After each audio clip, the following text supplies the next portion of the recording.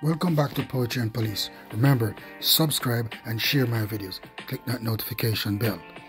And remember, keep your comments respectable. I've done a few videos about Mark Golden, and I was chastised by some of the PNP followers as that I am taking sides with the Jamaica Labour Party. But see, it has come to bear fruit now that Mark Golden has a dual citizenship. Everybody knows in Jamaica when you have a dual citizenship that it is not possible for you to become Prime Minister in Jamaica. So the PNP will have to restructure and get rid of Mark Golden. Because this man has lied to the People's National Party, and no matter of fact, he has lied to the people of Jamaica. Because if he had won election in Jamaica, then we would have a person leading the country who has no loyalties to Jamaica, who has sworn loyalty and allegiance to the British government. And like the Jamaica Young Police told you before, that the British government, that the British, they invented slavery and they had control over Jamaica. So we do not want to have any loyalty to the British government whatsoever at this point in time and in the near future. You see, Jamaica is planning on moving forward, restructuring our constitution and becoming a republic, which is a positive move for Jamaica. And in order to fuel this, then we need to get people out of our system who has dual citizenship. As a matter of fact, we should not even allow them to serve in any public office whatsoever.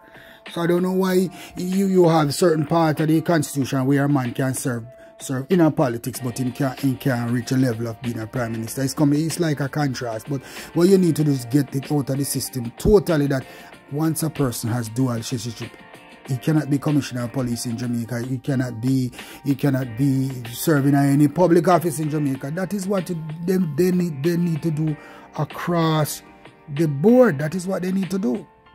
Mark Golden has lied to the Jamaican people, and there's no coming back from that.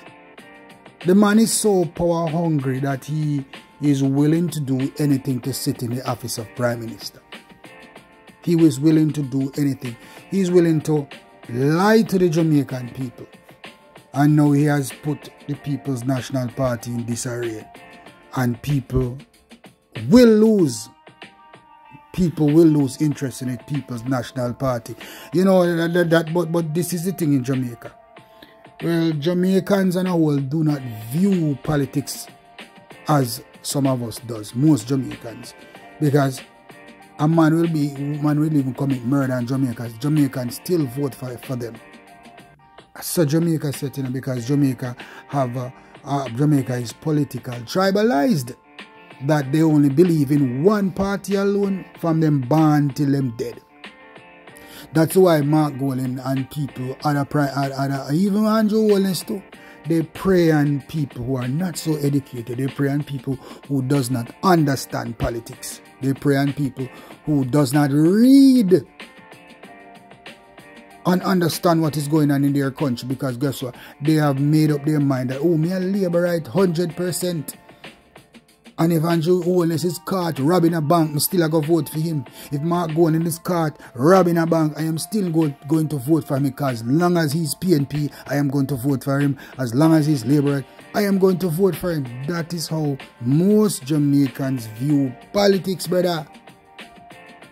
And that's why the politicians can come in the area, issue 1 million guns, and nobody look at them a certain way. Because the gangsters in the communities, they want that kind of power. They want the guns for power. Because whenever a politician come in, I am from Kingston 13. And most people in a Kingston 13, Whitfield Town area, we have seen this. And who have not seen it have heard from their friends on the street, say, yo, the boss just come drop some gun a while ago. But they know that the boss send on some gun. Everybody in the ghetto know that, both in Labour areas and both in PNP areas, because guess what, they have to protect them stronghold. Because I remember I worked in an election, the first election I ever worked in as a police officer. I worked at a polling station, and my job was to travel with the person who was in charge of the polling station. And let me tell you something, people, it was like a war in Jamaica. Like, transporting the ballot box to stop people from robbing the ballot box, and we could come under fire at any time. That was it. That was a tense situation. And I was saying to myself, what kind of country is this? I don't want to be a part of this country, a country where politics is so violent and so tribalized that people would, you know, rob the ballot box and even kill people to get the ballot box just for another person to win, just for their party to win. That's how Jamaica operates. And you see, from time to time, this is what the politicians do, people. Some of us, you know, we were born in the ghetto and we see the thing and we move out of the ghetto, but we act as if we're blind, or we act as if we never knew that certain things used to happen in the ghetto where we are from. That is how we act now, you know. We act like so we never see these things and we don't know these things. We don't see the tribalism. We don't see that. We act like we don't see that. And we act like we don't know if a politician come and hand over guns to the members of the community. A matter of fact, they don't need to hand it over to members of the community. All they need to hand it over to their so-called community activist. That is the pretty name for it, you know, which is the Don. They need to hand it over to the Don. And then what the Don does now, he gives gun to whosoever he deems responsible enough under his eyes to carry gun and to defend the community, especially in politics time. And this election coming up now might be one of the most violent election in Jamaica's history, because now is a struggle for power. It's always been a struggle for power, but this time is going to be one of those elections where will determine that the determination of this election will cost Jamaica dearly. You have seen it already, you know, it has set the tone already, you know, the discussions. You see how violent people can get over their party. I have seen most of the comments on my channel and see how violent people act if you talk about their party, if you talk against their party. It's like some Jamaicans don't want you, if they are PMPs, they don't want you to talk about labor right. You cannot talk about labor right. You cannot talk nothing bad about labor right if they are labor right. And you cannot talk nothing bad against PMP if they are PMPs. That is how most Jamaicans operate now. Jamaicans take their politics very serious and they take it to a violent level. Now, we know that Mark Golden's line right now, you know, it has been concluded beyond a shadow of doubt that Mark Golden is a liar and a scammer.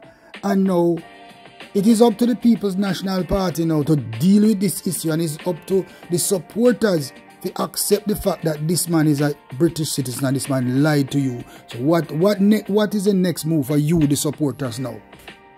Having found out that this man is lying to you between his teeth, having found out that this man has been scamming you over the years. He targets people who does not read. He targets people who does not have the sense to decide for themselves. He targets people who are politically tribalized. That is Mark Golden. I don't know what is wrong with the Goldens in Jamaica. And Bruce Golden was the same thing too. They're so hungry for power. The Goldens are so hungry for power. They're like the Patsy. They're like the Patsy family. The Patsy family is ultimately the Judas family. They will betray anybody to reach power, because everybody know what happened with Bruce Golden and the Jamaica Labour Party when he formed the Gang of Five first to get rid of Seaga. And then he came back afterwards, and when he was not getting through with the Gang of Five thing, he came back and formed the NDM, and then he come back to Labour right again. Bruce Golden was so hungry for that power, and Mark Golden is the same person right now. He's so hungry for power that he will lie to the Jamaican people. He will lie to the Jamaican people and he will scam the Jamaican people just to get power.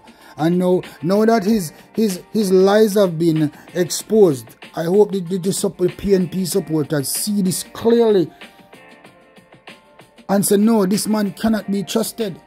And right now, the followers of the PNP, the members of the People's National Party, and also the supporters of the People's National Party should be on no other road but the road of getting rid of Mark Golden. Because I believe personally, this is my opinion, that with Mark Golden, Golding at the head of the People's National Party, that the People's National Party will have no chance of winning the next general election. If you people over there on the side of the PNP, you need to look into that and you need to decide if Mark Golding right now is an asset to the People's National Party. That is the first thing that you people need to do at this moment in time. Know that it is not only rumored, but now can be proven that this man is a British citizen. This man has a dual citizenship, and this man is not qualified to be Prime Minister in Jamaica under the Constitution. The next thing I want to talk to you about, now that we are talking about Mark Golding and his lies, now we have to talk about the Prime Minister and the other one too. Because this is a man who lies through his teeth also, and this is a man who fails to declare his assets. And the Jamaican people has been asking for the declaration of the Prime Minister assets for a long time now, and that is not forthcoming. You see, people, this is the thing, you know, and I've been saying it for the longest while, that we need an independent investigation body to investigate our politicians. There's nothing set in place to investigate politicians. There's a whole lot of entities put in place to investigate police. The conduct of police, the corruption of police. But none is put in place to investigate the conduct and corruption of politicians. And if you are Jamaican who reads and who understands crime and criminals, then you will believe, then you will be of the same opinion as I am, that politics is what corrupts the police department in the first place. So, the Prime Minister controls everything? And who is going to investigate the boss? I mean, allegations have been circulating in Jamaica for a long time now that this man was not declaring his assets, and that his assets are presumed to be more than what he's working, or they might be illegally obtained. But nobody's investigating the Prime Minister. Nobody's doing that. The police is not doing that. So who is going to do that? He controls the police. He's in power.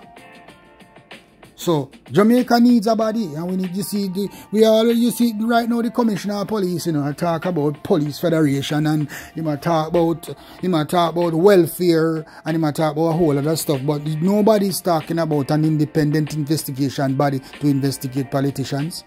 Even though Jamaicans have been bawling over the years that, listen, the politicians are so corrupt in the country. Politicians are misappropriating funds. Politicians are living lives more than their salaries. Politicians are owning properties that their salaries cannot afford. So why are they not being investigated? What is the money laundering? Do we have a money laundering entity in Jamaica? Financial crimes. The Jamaica Constabulary Force have a financial crime division. Why is the financial crime division not investigating politicians on both sides of the fence?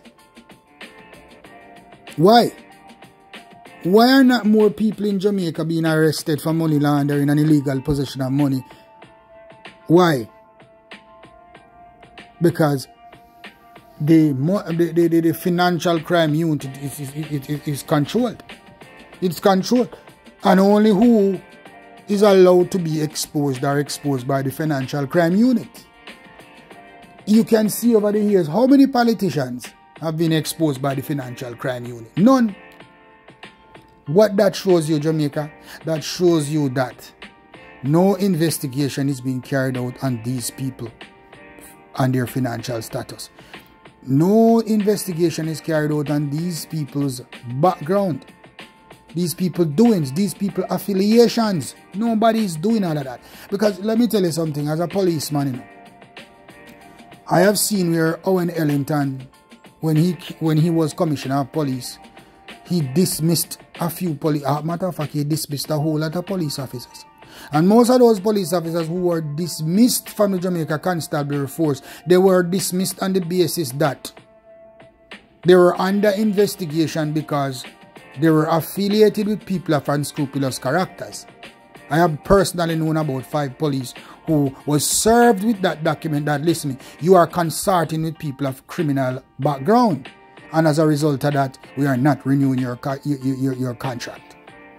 Even though the Commissioner of Police could not prove the affiliation and could not even prove that these men were actually criminals, because most of these men who these police officers were affiliated with, I have looked into the matter, had licensed firearms. And if a man is issued in Jamaica, when a man is issued with a licensed firearm, that simply means that he's not a criminal. So then the FLA must be giving criminal firearms. And we know that is a fact too.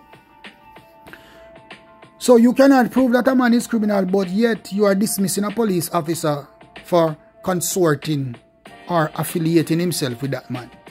So I am saying that the same rule that goes for police officers should go for politicians too. Even though they are active members of the community and they have to consort with various members of the community. But when I'm talking about affiliation, I'm not talking about going to the area and shaking hands. I'm talking really affiliating themselves with criminal elements. Let me tell you something, people. When I was a police officer at Holness, I was patrolling the area one day, and I was head of a special unit at Dunce one time. And I think it was 2005, before I got shot the first time. And we were in the area of, Cockburn Pen area, in the York Avenue area. But there was a funeral at the Adventist Church by Hagley Park Road. And we never pay attention to it much, but we were in the area. And then a barrage of gunshot started to fire. And we responded to the gunshot. And when we responded to the gunshot, you know what happened, people? Big shootout going. Boy escape. Only to find out that the man was being buried was a man from the jungle area. It was a PNP Dan. A gunman. And here is Peter, here is this man, Peter Phillips, at the funeral with his bodyguards. Did not even take the time out to send a notice to the division head, to Superintendent Amos. He was not informed. And that is the thing, people, when you are a politician or an MP, whenever you are coming to a police area, to a funeral or anything like that, you're supposed to make the police be informed of your presence in the area.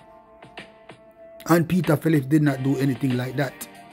And as a result of that, him and his bodyguards almost lost their lives. The funeral was shoot up, all the money in the coffin shut up. You understand? All the money in the coffin shut up. Because there was no police unit satellite in the MP, because he did not make his visit in the St. Andrew South area known by the superintendent in order for us to set up a proper patrol unit to make sure he's escorted and make sure so he's safe. He did not do that. Why he never did that? Because he was hiding the fact that he was attending a gunman's funeral. You understand me? Actions like those actions like those must be investigated. This politician came into the St. Andrew South area without informing the senior officers that he would be in the area, because guess what? Him being in the area was inappropriate. Him being in the area was illegal. You know what I mean? Because he was attending a gunman's funeral. His bodyguards almost lost their lives, brethren. The funeral was shut up completely. All the hair shut up, all the coffin shut up, the church shut up. You understand me? Luckily, we were close by to come intercept the man, them and ease off some of the pressure. My team. And that it goes to show that, listen, these politicians goes around and then they do illegal activities, brethren. They come into our police area and then do illegal activities all the time. They come to gunmen funeral all the time. And there's no accountability for these politicians. So we will never find that. You see, everybody knows, you see, right, what is going on now. Everybody is down into Mark Golin's skin, about his immigration status in Jamaica, about his citizen status in Jamaica. But the same way, in the same way that we are attacking Mark Golding now, he deserves to be attacked because the Jamaican people need to know who is representing them. Because if he wins the election, he will not be only representing the People's National Party and the members, the voters who voted for him, but he will also be representing the entire Jamaica. So the entire Jamaica needs to know his status. And if his status is that he's a dual citizenship, then he needs to go. We will not accept that. And on the other hand now, the Prime Minister needs to declare his assets to the Jamaican people, because I think we need to know. It's not a matter of that it's not a need, it's on a need to know basis. That whosoever is leading Jamaica their assets should be transparent, their immigration status should be transparent. And as at this moment, it is found out that Mark Golding is a liar and a scammer, because he's lying to the Jamaican people about his status. And the Prime Minister is also lying to the Jamaican people. So guess what, people? On both sides of the fence, everybody's taking the Jamaican people for fools. Everybody's taking the Jamaican people for fools. One no one declare him assets and him hold on to the thing to, look how long Jamaican people are asked, and he still hold on to that. That show that both members of parliament and whatever from both sides of the fence take Jamaican people for fools. That's why I don't vote, because I am no fool. I don't see any of these people require my vote. Because both parties does the same thing. They take Jamaican people for fools. All them do is load their pockets on a daily basis. And to ensure that their pockets are loaded, they come into the garrison communities, they issue firearms, they issue money to ensure votes. And if it has to come down to violence to ensure their vote, they approve that. So that's why the whole Dunce thing can come out of Jamaica. They have changed the name now to community activists. A nice and decent, sweet, poetic name. But what? A Dunce same way. And I've seen how Dunce destroy communities. I have seen it because me come from Kingston 13 and I see it. Understand? I see that luckily in Kingston 13. It's not a one other thing where a one done run the whole place. Every little area have a little one done. So we have a whole lot of different gangs we have in a Kingston 30. We have gangs. And them run the place. So what they would do, they would issue guns to the gangs, the various gangs, and put them under their PNP umbrella or their labor right umbrella. That's how I think going on. And that's how they control the votes. Violence them use to control the votes. And the youth, them in the ghetto, in the long run, feel like suffer the consequences of them police. They are the ones that are held with illegal firearm by police officers. They are the ones that end up dead by police officers. And then these politicians come to their funerals, hide and come to their funerals. Just because they have to show them face, because the families know that them direct their family member into that world. But Jamaica, let me tell you something, man. I voice my honest opinion about the two parties and the two members, and they are the same type of people. I don't see the difference between the PNP and the Labour Right. All of them take Jamaican people for fools. All of them think so we are idiots. Even now when we are in modern time, when everybody up on the internet and everybody start read more, them still a try to take with a fool. People, all Jamaican politicians do is load their pockets with taxpayers' money and live in expensive houses and live expensive lifestyles. They are living like the Queen of England. They are living like the monarch. So they are no different from living with these politicians, or these politicians controlling Jamaica are no different from when England used to control Jamaica, Virgin, in a sense. Because they tax the people and live off taxes. So both parties, brother, both parties right now have the issues going on with leadership and where the leadership is tricking the people of Jamaica. Brogad need for this need to declare his assets. The Jamaican people requires him to do that. And Mark Golding, well, him not have to declare nothing, because everything done declare like for him already. So what he needs to do is step down peacefully, man. Get out of Jamaica business. Because you are not Jamaican. Your loyalty is not to the Jamaican people, but rather to the English monarch. And Jamaica is becoming a republic country. So guess what? Under the laws of a republic, we don't need kings and queens and representative of kings and queens. And that is what you represent, Mr. Golding. So you need to step down. Now the PNP has a decision to make if they want to even have a chance of winning the next general election.